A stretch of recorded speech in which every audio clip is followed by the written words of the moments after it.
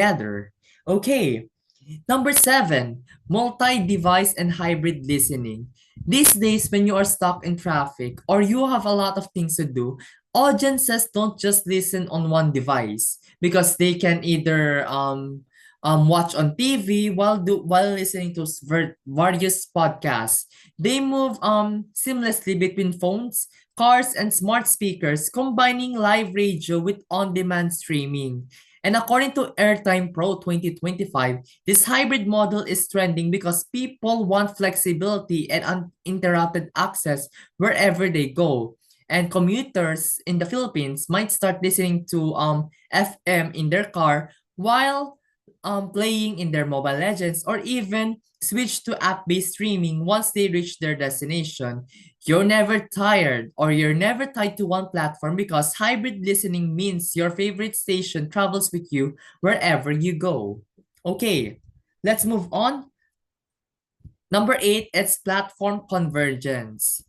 And in the modern world, boundaries between platforms are disappearing because we have what we call the media convergence.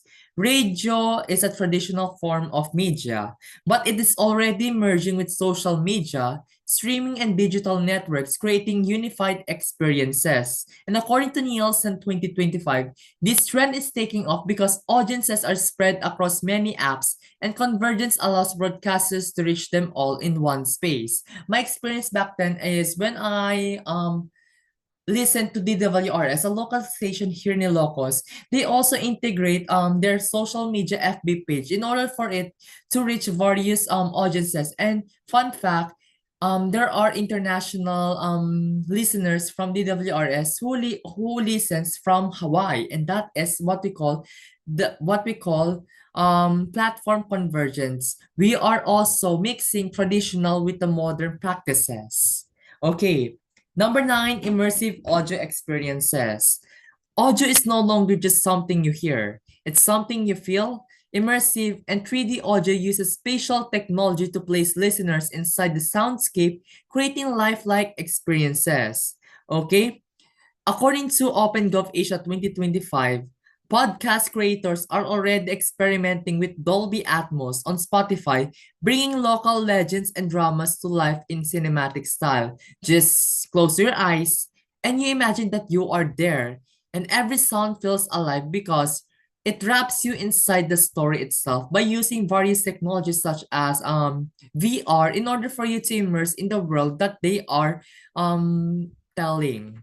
Okay, number 10, it's hyperlocal and niche content because this trend is fueled by digital tools because we tend to localize our content because we need to target how does the audiences relate. If we are pertaining to farmers or even local communities, you must always anchor it to local programs about village events and agricultural tips, strengthening connections with rural listeners. Because as DevCom practitioners, we need to highlight that it is not about impressing, but we need to highlight if the audiences can relate and understand the content that you want to tell them. And make sure that it is authentic to them because it will somehow help them and improve their lives as they listen and gain knowledge through the local content that you are providing. Okay, okay. And last but definitely not the least, it's the emergence of podcasts.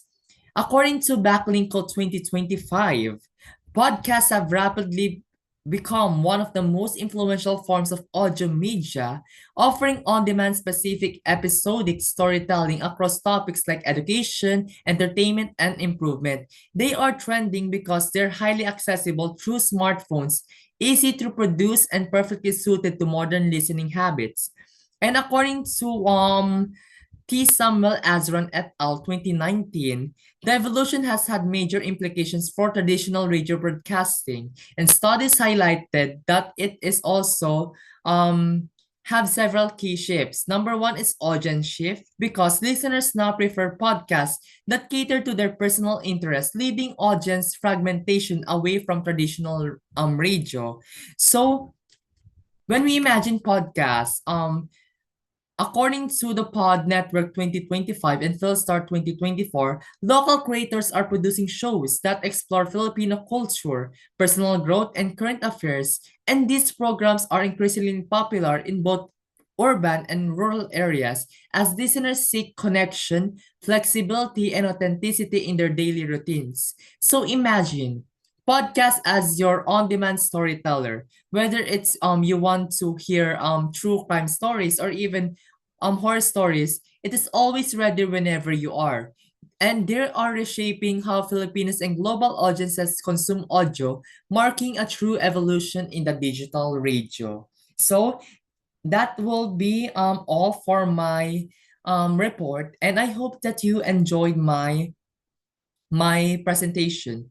And to conclude my presentation, we need to emphasize that radio is not dead, but it is always converging in the digital transformative media landscape because we should always strive to adapt to the certain changes in order for us to preserve our history because the radio and print have been an essential part of our human history, but it's up to us whether we want to adapt to these changes because technology is there and we cannot avoid progress because that is the product of our own capabilities. Therefore, I'm gonna leave you three questions for you to answer in our website. Number one, how do you think local radio stations contribute to your community? Number two, are there specific radio DJs or shows that are well known in your community? And what do you think makes them stand out? And last, some people say that radio is dead.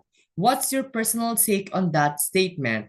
And I hope that after you conclude your questions, let's have an interactive moment in the website or in the portal for us to have a fun and immersive learning environment. That will be all for my presentation and thank you for listening. God bless and nimbag nga rabii kanyayo amin.